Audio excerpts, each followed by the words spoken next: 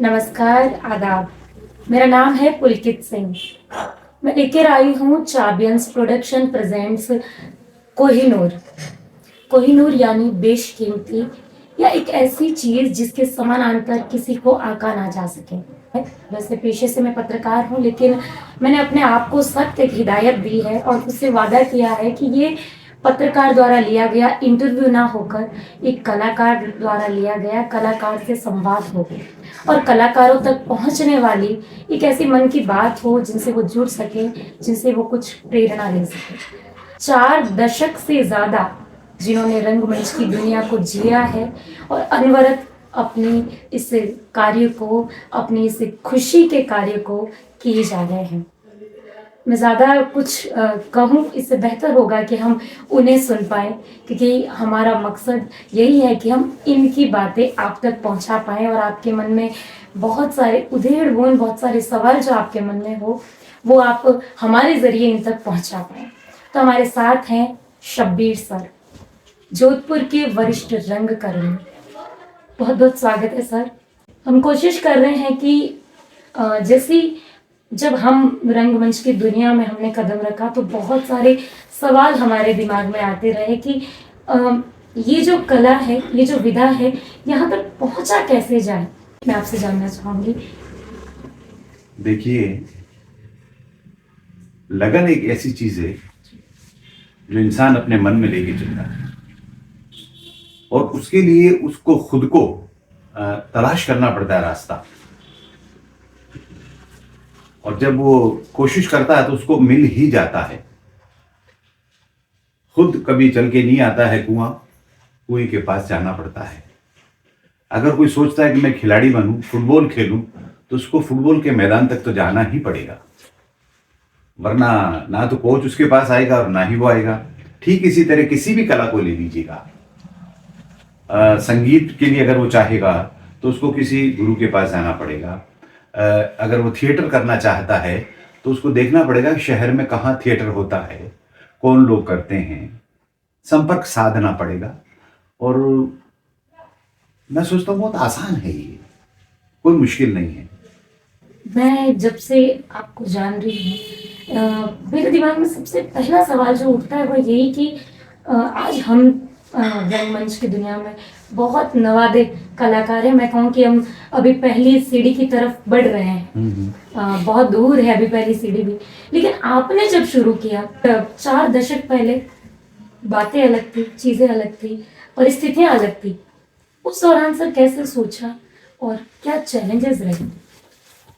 देखिए, जहां तक मेरे सोचने की बात है, मैंने अभी आपको बताया कि इंसान के मन में कुछ न कुछ ऐसा होता है भावना कि मैं ये करूं, और जब उसको रास्ता मिलता है तो उस और बढ़ जाता है, नहीं मिलता है तो उसको तलाशना पड़ता है। ठीक इसी तरह आप मेरे जुड़ने की जो बात कह रहे हैं, आप ठीक से उसको डायरेक्ट ना कह के आप थोड़ा घुमा के कह रही हैं, तो वो थोड़ा इस तरह है कि मैं एक प्राइवेट स्कूल में 1976 की बात है, टीचर रहा हूँ। तो वहाँ जो एनुअल डे के लिए तैयारी करवाने के लिए म्यूजिशियंस वगैरह और एक थिएटर एक्सपर्ट भी वहाँ आए थे। तो उन्होंने जो तैयारियाँ कराई बच्चों के, तो चूँकि मैं इंटरेस्टेड रहा इन चीज़ों में, रहा क्या मुझे अच्छा लगता था, मैं उनके साथ हो लिया। और जब हमारा जो उत्सव हुआ, फेस्ट इन्होंने किया, टाउन हॉल में उसका था पूरा, करने के बाद फिर मैं उन लोगों से जुड़ा। जो नाटक वाले सर थे, मुझे लगा कि मैं इनके साथ कुछ करूं। उन लोगों के रिहर्सल चल रहे थे, मैंने उनका रिहर्सल ज्वाइन कर लिया। तो कुछ दिन बैठे रहे, बैठे बैठे बातें चलती रही। तो उन्होंने पूछा मुझसे कि तुम भी करोगे? मैंने कहा हाँ करूँगा मैं। तो मुझे डायलॉग दे दिए, एक नाटक में मैं उनके साथ जुड़ गया। पहले ही काम में उन लोगों ने मेरी आवाज़ की तारीफ की, यार इसकी आवाज़ थिएटर वॉइस है। मैं नहीं जानता थिएटर वॉइस क्या होती है, लेकिन उन्होंने कहा थिएटर वॉइस है। मैंने कहा ठीक है, मुझे करना चाहिए, हाँ तुम करो। फिर हम उनके साथ जुड़ गए। ये 1976 की बात है। और उन दिनों की बात जो है, बहुत कम थिएटर होता था जोधपुर में। बहुत कम लोग काम करते थे। लेकिन ये है कि ये परंपरा तो चलती रही है, सब जगह चलती है। नाटक कहाँ नहीं होता, सब जगह होता है। क्या बाल मन में ऐसे विचार ख्याल नहीं आते थे कि एक्टिंग जैसी कोई चीज हो, मंच हो, खेला जाए? देखिए, हम उस दौर के इंसान हैं जब सिनेमा ही एकमात्र साधन हुआ करता था, मनोरंजन का साधन। और सिनेमा देखना और हथाइयों पर दोस्तों में सब जगह सिनेमा की और एक्टिंग की बातें हुआ करती थी। कोई भी मन संवर करके जब आईना देखता है तो उसको भी लगता है कि हाँ। हम कहीं ना कहीं से जुड़ सकते हैं, हमें ऐसा करना चाहिए, हम करके देखते हैं। और जैसे मैंने बताया कि करके जब देखने में आपको एप्रिशिएशन मिल जाता है तो फिर मन थोड़ा आगे बढ़ता है। तो शायद यही वजह रही होगी। अच्छा, कहीं ना कहीं मेरे मन में, मैंने शुरू में बताया, वो कहीं ना कहीं मेरे मन में इस तरह का था, वरना हर आदमी तो ऐसा सोच ही नहीं सकता कि मुझे ये करना चाहिए या ना करना चाहिए। तो हम लोगों के मन में कुछ न कुछ होता है। जैसे कवि मन है, एक कहानीकार का मन है, ये मन कहीं ना कहीं भीतर भीतर कुछ पक रहा होता है और अवसर मिलने पर वो फूट करके निकलता है, या यूं करिए कि अपना रास्ता जो है वो खुद ब खुद ढूंढ लेता है। सर, फिल्म और थिएटर, इन दोनों के बीच कितना अंतर है? इस पे तो खूब सारे लोग अपनी राय रख चुके हैं। और वैसे देखा जाए तो अभिनय है दोनों में। वहां रीटेक होते हैं सिनेमा में, यहाँ रीटेक नहीं होता है।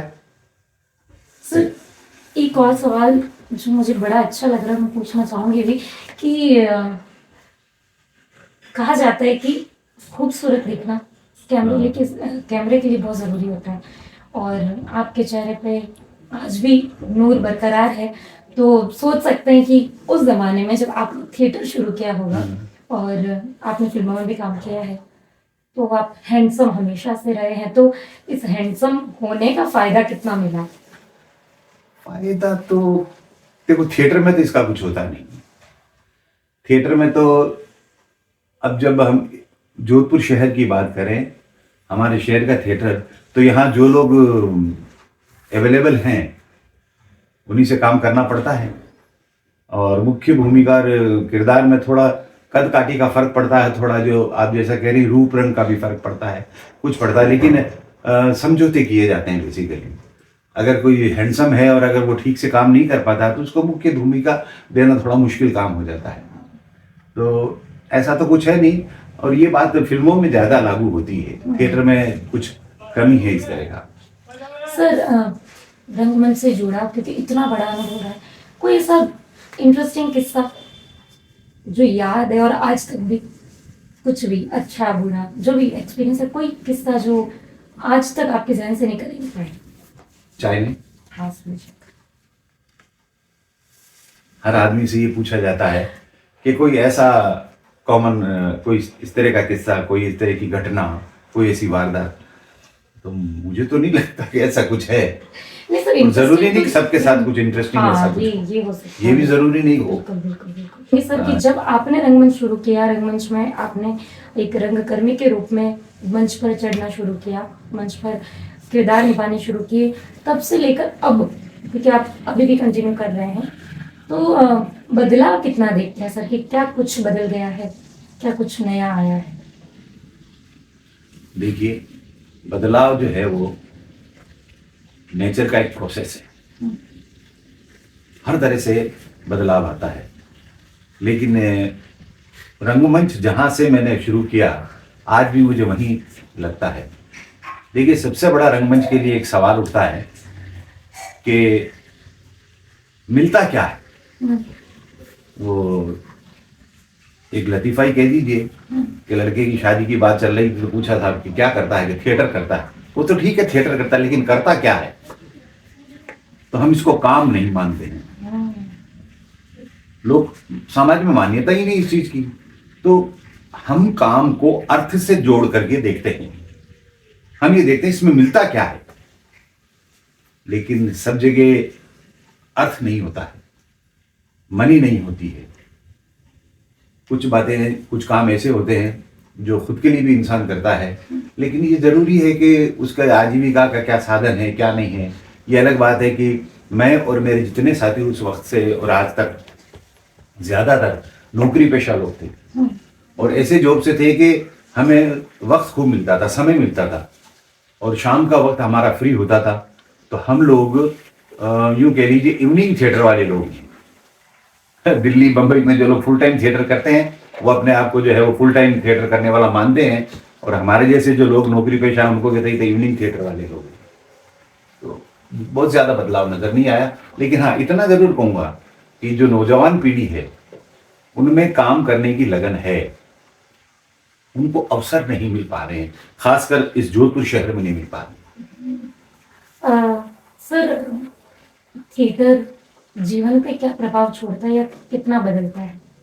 ये बड़ा अच्छा सवाल है।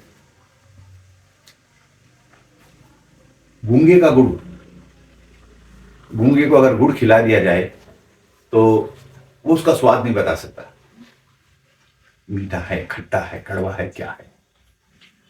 तो असल में थिएटर जो है वो गूंगे का गुड़ है, लेकिन हाँ वो रसास्वादन करता है, वो एप्रिशिएट करता है। थिएटर वैसे तो बहुत सारी जगह ऐसी है जो आदमी को जीने का सलीका सिखाती है, सारा कुछ होता है, लेकिन थिएटर सही माने में हमारी स्पीच को ठीक करता है, हमारी सोच को विस्तृत ही नहीं गहरा भी करता है, क्योंकि हमें कैरेक्टर एनालिसिस करना होता है, हमें बहुत कुछ पढ़ना पड़ता है। हम इतना रिहर्सल करते हैं कि अच्छी स्क्रिप्ट को लेकर के कि उसमें हमें बहुत सारी बातें निकल करके आती है और उस पर हम काम करते हैं। तो धीरे धीरे एक लंबी प्रक्रिया, एक प्रोसेस के तहत आदमी को बहुत ही समृद्ध करता है थिएटर। ये एक सच्चाई है। और फिर मैं कहूँगा कि भले कोई मेरी ये बात सुन रहा हो, सच्चाई ये है कि जब तक नज़दीकी से नहीं देखेंगे, आप नज़दीक नहीं आएंगे, मेरी इस बात की सच्चाई को परखना मुश्किल है। सर, ऐसी कोई बात है जिनसे आप ऐसी हिदायत देंगे कि शायद मैंने ये गलतियां की, आप नहीं कीजिएगा? गलतियां तो क्या है, बस मैं तब से बात करूं जब से जुड़ा हूं, कई लोग आते हैं और पता नहीं बस वाइट कॉलर लेके आते हैं, बाल बना करके, बाल नहीं बिखरने चाहिए, कपड़ों पे दाग नहीं लगना चाहिए। भैया थिएटर में तो अगर हम राजा हैं तो एक दीन गरीब का रोल भी हम ही कर रहे होते हैं। तो इतना तो आदमी को तरल होना ही पड़ेगा। और जो ये वाइट कॉलर आते हैं, ये एक आध नाटक करके और जिंदगी भर ये दावा ठोकते हैं कि हम थिएटर वाले, हमने थिएटर किया है। क्योंकि टीम बड़ी होती है, 10-20 लोग होते हैं तो नाम गिना देंगे, तो वो जो थिएटर कर रहे हैं ना उनसे पूछ लेना, उनके साथ मैंने किया है। तो ये चीज तो रहती है। क्योंकि सर आपने काफी वर्षों से थिएटर में कदम रखे हुए, आपको काफी वर्ष हो गए। कुछ मोटा मोटी तौर पर आप अंदाजन बता सकते हैं कि आपने कितने प्ले में काम किया है? ये मुझे बड़ा अजीब लगता है, क्योंकि मैंने संख्या के लिए थिएटर नहीं किया, वरना एक सूची मेरे पास होती है, अभी निकाल के बता देता, इतने प्लेज मैंने किए। लेकिन सच्चाई इतनी है कि 76 से लेके आज तक मैं चुप नहीं बैठा हूं। इतना बताऊंगा कि 2 वर्ष के लिए मैं नवोदय विद्यालय समिति में डेपुटेशन पे चला गया। मैं राजस्थान शिक्षा विभाग का कर्मचारी था। वो जो डेपुटेशन मेरा 2 साल का था, और वो नवोदय का जो कॉन्सेप्ट है वो गांवों का है। मैं बांसवाड़ा के एक इंटीरियर आदिवासी गांव में रहा, तो वहां भी शाम का जो फ्री टाइम होता था, मैंने प्रिंसिपल की जो परमिशन से बच्चों को रिहर्सल करना शुरू करवा दिया। रोजाना रिहर्सल करते करते 2 बच्चों के नाटक, बाल नाटक ऐसे तैयार हो गए। चूंकि वहां एक म्यूजिक टीचर मुझे अच्छे मिल गए थे, जो हारमोनियम लेके बैठ जाते, एक बच्चा जो है ताल दे देता था, तो हमने कुछ गाने भी बना लिए और रिदम पे भी बच्चों को चला दिया। और ऐसा ही प्ले लिया था हमने जिसमें नाच गाना था।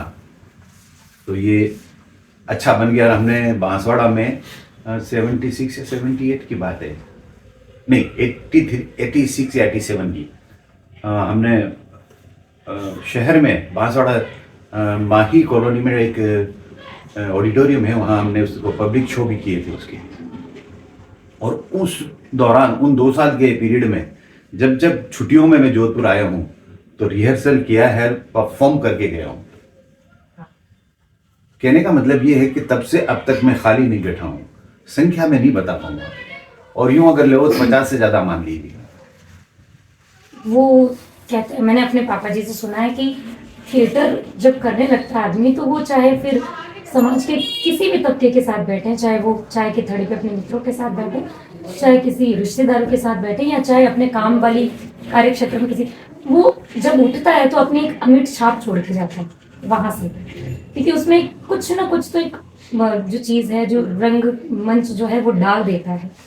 ऐसी कौन सी चीज है, अगर कोई सर 2 बातें ऐसी कि ये जो है उस व्यक्ति के अंदर उसकी पर्सनैलिटी के साथ एडॉप्ट हो जाता है? उसकी पर्सनैलिटी निखरती है, वो क्षमता रखता है कि ग्रुप में लोगों को अट्रैक्ट कर ले अपनी ओर। सबसे बड़ी चीज है उसकी जबान, उसका लहजा, उसकी बोली प्रभावित करती है, और उसका जो तरीका है चीजों को समझने का, बातों को समझने का, एनालिसिस करने का, वो अन्यों से अलग होता है, जुदा होता है। तो आपने जो पहले जो एक प्रश्न किया था, थिएटर क्या देता है हमें, क्या कुछ करता है, थिएटर बहुत कुछ देता है। इतना देता है कि बस मतलब यूं समझिए कि आप भीतर ही भीतर ऐसा लगता है कि हम रिच हो रहे हैं, इतने धनवान हो जाते हैं हम कि मैं फिर कहूंगा कि इसको अर्थ से क्यों जोड़ें।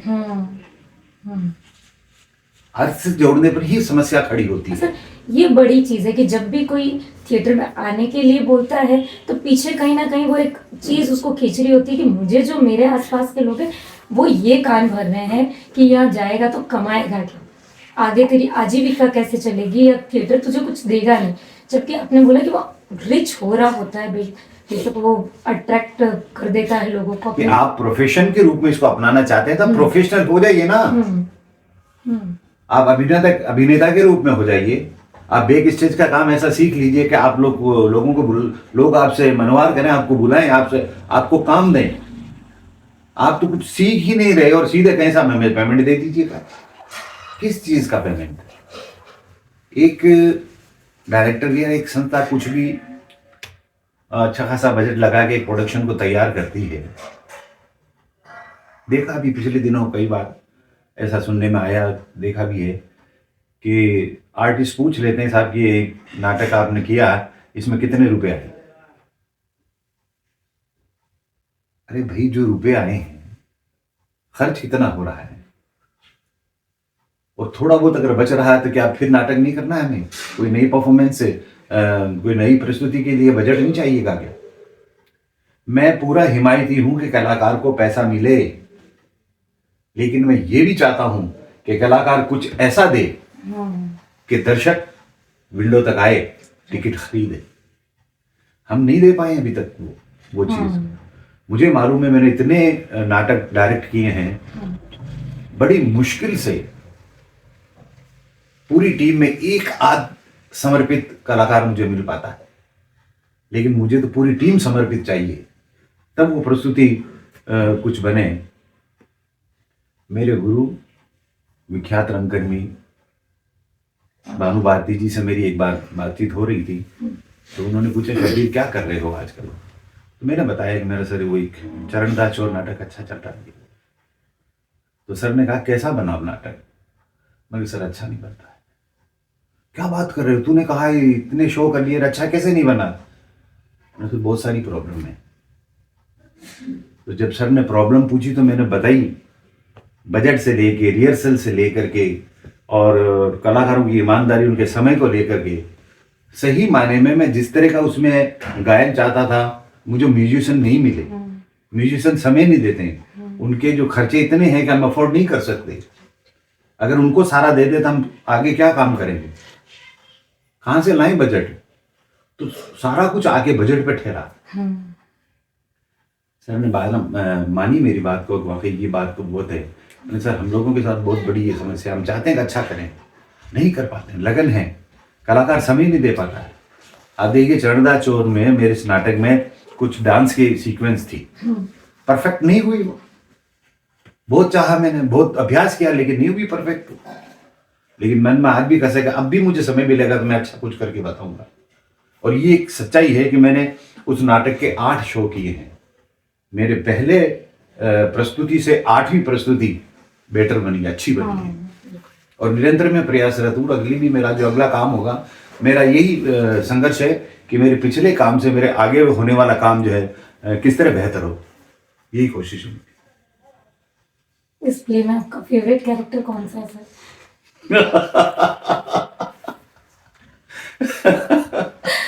वैसे तो कलाकार डायरेक्टर के लिए सारे ही फेवरेट होते हैं, लेकिन फिर भी एक पुलकित नाम की लड़की थी हमारे साथ जो दासी का कैरेक्टर कर रही थी, और उसका जो एक लाइन थी कैरेक्टर की, वो सबके लिए मतलब जो है इतनी हो गई थी।